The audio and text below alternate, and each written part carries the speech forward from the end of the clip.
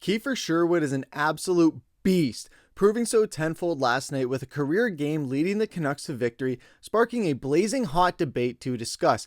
And Allvin makes his usual road trip recalls with a veteran favorite returning to the Canucks lineup. We're going to be breaking out all that in this episode of Canucks Digest. So first, make sure to hit that subscribe button and click the bell icon so you don't miss ANL updates starting the Canucks as we head out on a 2-game road trip to play Vegas and Utah. With that, let's hop into the first topic of the day, which is Kiefer Sherwood is a beast. So if you guys were watching the game last night, you would have seen that Kiefer Sherwood got himself his first career hat trick, and it was a natural hattie as the Vancouver Canucks won against the Colorado Avalanche 3-1 in a game that Vancouver was not expected to win, and they were absolutely dominant, led so by Kiefer Sherwood. And I said it before how Brock Boeser is that player for the Vancouver Canucks where he can get a rally going, put the team on his back, and just ride and make sure they ride him to victory.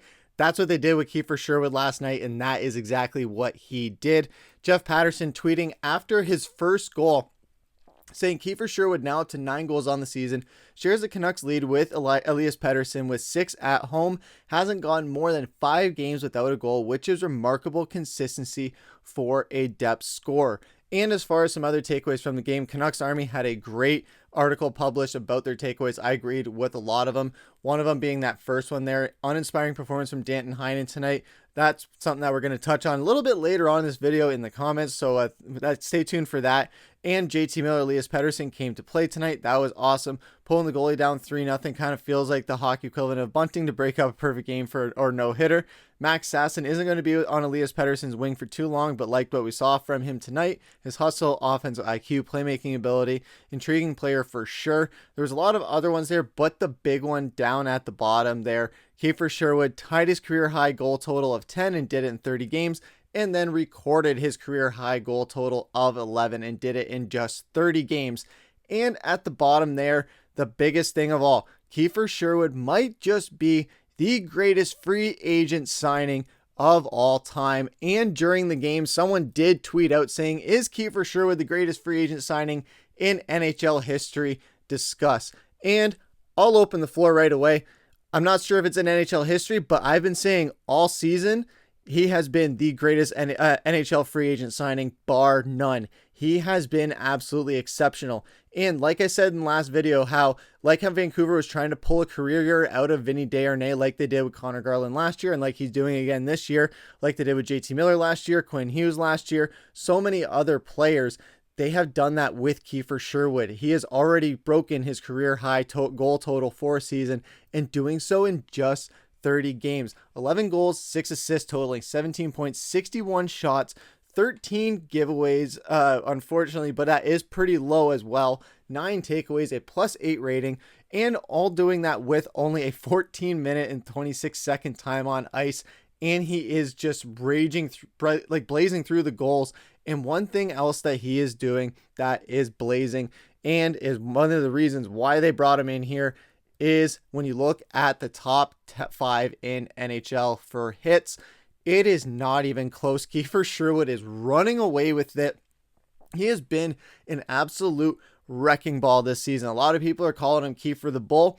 I definitely agree with that. It seems like every single shift that he's out there, he's either trying to lay a hit or get a shot off, trying to do something on the forecheck or on the back check where he's trying to ruffle feathers, set the tone, and he has done that almost every single game where you watch him go out on the ice, you're laughing almost every shift, not because of anything bad that's happening on the ice, but just as he's going out and he's laying a body on somebody who's not expecting it, and they are just the next poor victim of the 180 plus hits that he has this season. I don't think it's unfair to say that he is probably going to finish the NHL season with the league lead in hits, and he's probably going to just probably more than double his career goal high up until this point. So I think he's going to get past 22. Maybe we see Kiefer Sherwood hit 30 goals this season.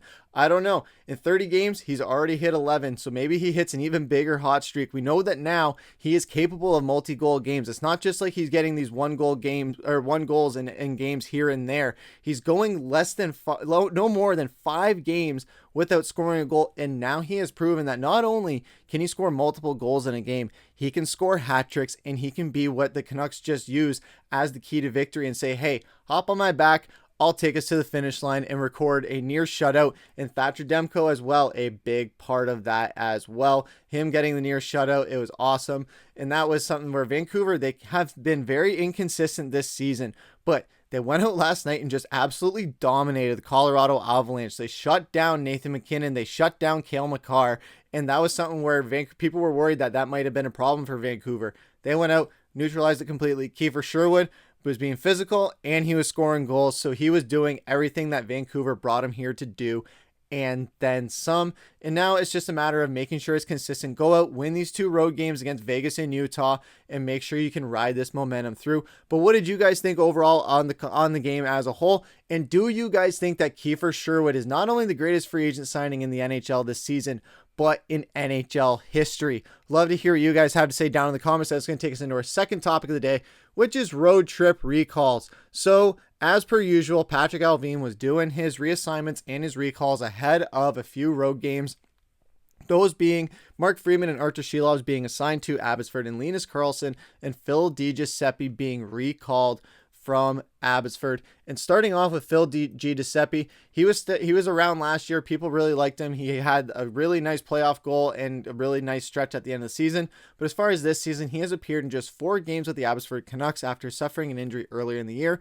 A Rick Tocchet player through and through, DiGiuseppe played in 51 games last season, tallying 5 goals and 5 assists. With all the additions the Canucks made to their forward cores this past offseason, DiGiuseppe found himself on the waivers out of training camp and likely would have been up with the big club sooner this season had he been healthy. Expect him to get a look in the Canucks lineup on this road trip.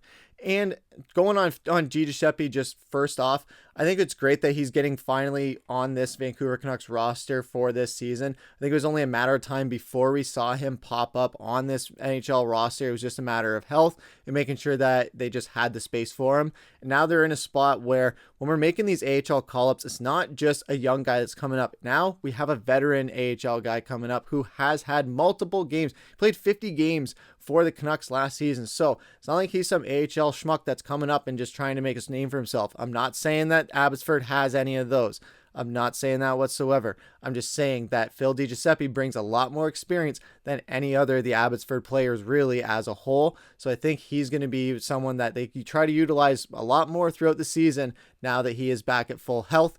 And as far as Linus Karlsson, he has appeared in just 7 AHL games this season after dealing with injuries. Karlsson, 25, has appeared in 4 regular season games with the Canucks last season, 2 playoff games as well. Those games he was a little bit out of his depth and a little outmatched. In those 6 games, he has yet to record a point, but managed to put up 60 points in 60 AHL games last season. The Canucks have used him as a top 6 option in the past, particularly next to Elias Pettersson, so it'll be interesting to see if he gets into any games on this 2-game road trip. I think it'd be interesting to see, just give him a little crack at the bat, see how he does, see if he just rises to the moment. Maybe you pair him with Petey, maybe you put him on a different line, put him with Höglander, maybe see how that goes. I don't know. It's going to be nice to see, or interesting to see, I should say, where they just have these lines set up for these 2 road games. And it's going to be interesting to see where exactly these Abbotsford recalls are going to fit. I know Allvin just has been doing this almost before every road trip, just making sure that guys stay healthy, we keep the cap friendly, and just making sure that guys are getting a crack at the bat. So it's nice to see that he is doing that for guys, and it's nice to see that DiGiuseppe is going to be making his Vancouver Canucks debut on this road trip most likely. Are you guys excited for Phil DiGiuseppe coming back? I know I am. It's going to be cool to see what he's able to do in his first game back. I'm not expecting anything crazy, but I'm still expecting a little bit better from all these other AHL moves that we have been making so far in the past few games. But what did you guys think down in the comments? Let us know what you guys think. That's going to take us into our final topic of the day, which is comment of the day. And we have 2 comments today. The first of which is from Dave Schmidt saying, I think we should see what we can get on the trade market for Danton Heinen. I don't hate this take. I think this is something where Danton Heinen's in a similar spot like Daniel Sprong, like Vinny Desharnais, where it just has not worked out the way we want it to. He has had a few goals here and there, a few assists here and there, but nothing really major to warrant saying, hey, we brought this guy here for a reason and he is executing that exactly.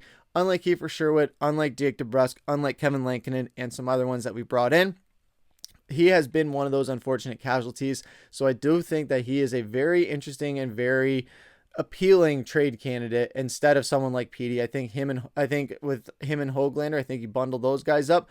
much more appealing and not less detrimental to the Vancouver Canucks as a whole. And then the second comment coming from Coyote Creek Band saying, if we were to consider trading Petey, not saying we would, I would have to see Brady Tkachuk in the deal or someone like that. I also know Brady and Quinn are good buds. Maybe this is one of the few occasions where I would be okay with trading Petey. However, it still is a very steep one to ask. But Brady Tkachuk, he's not happy in Ottawa probably. They're a very garbage team, to be quite frank. They're not doing anything. He is in the top 5 in hits. So if you can imagine Kiefer Sherwood and Brady Tkachuk playing together, I think that would be an awesome Bash Brothers to see. I think they would be just a dominant force, especially if you have Dakota Joshua in there as well as that third Bash brother in the triplets. I think that would be an interesting trio to see. However, I think that's a far cry away from happening. I think Coyote Creek Band thinks that as well, because I don't think the Canucks are in the market of trading Petey, like we said in the last video. But if anybody, I think Danton Heinen, Niels Höglander, Vinny Desharnais, those are some names that I think would be thrown around out there more so. But what do you guys think down below? Let us know down in the comments. I know we say it a lot, but we always appreciate reading your guys' comments, whether it's one way or the other. We always appreciate it. We could always appreciate the support. Love interacting with you guys. But that's going to do it for this episode of Canucks Digest. I've been your host, Griffin. Take care.